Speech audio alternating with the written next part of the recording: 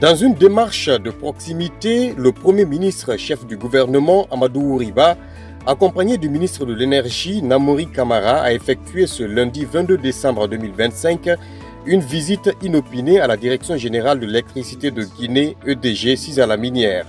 Cette sortie réaffirme le soutien du gouvernement aux travailleurs de l'EDG en saluant les efforts déjà consentis et en les encourageant à redoubler d'engagement pour améliorer la desserte électrique aussi bien dans les grandes villes que dans les zones rurales.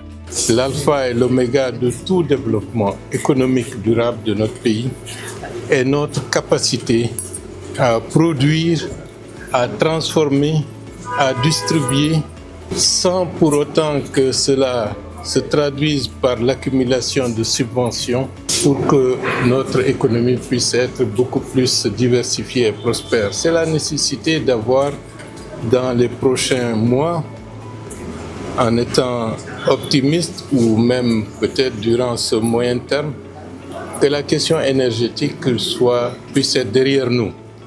Pas simplement comme ce que la population le ressent en termes de capacité de distribution d'énergie, mais surtout en ayant un secteur énergétique rentable et qui n'a plus besoin de subventions des pouvoirs publics pour pouvoir faire face à ses obligations. À travers ses propos, le chef du gouvernement a réitéré la volonté des autorités de répondre efficacement aux besoins énergétiques de la population et a salué les réformes en cours portées par le ministère de l'Énergie.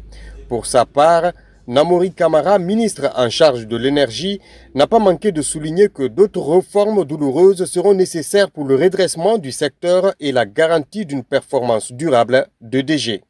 Nous sommes en train de voir comment on peut avoir une convention. Et déjà, soit qu'on en fait une concession, il faut quand même qu'il y ait des obligations ou pas les autres.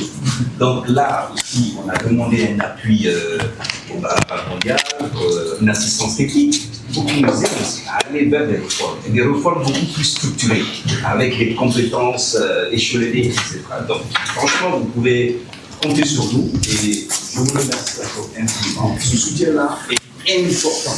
Cette visite du Premier ministre vient trouver le comité de direction d'EDG réuni pour la réussite de la démarche qualité dans laquelle EDG s'est engagé en 2024 et de son côté, le directeur général de l'EDG, Elhadji Gando Barry, a exprimé sa profonde reconnaissance à l'endroit du gouvernement pour l'attention particulière accordée à son institution.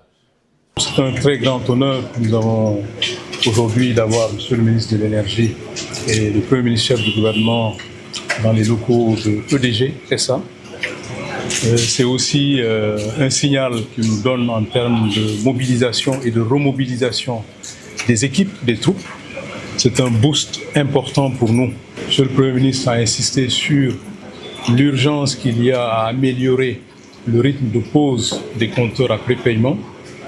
Ce sont des sujets que nous avons notés et ce sont des sujets sur lesquels nous nous engageons à poursuivre les efforts parce que c'est ce qui va nous permettre d'ajuster les tarifs, mais surtout de réduire les subventions au secteur de l'électricité.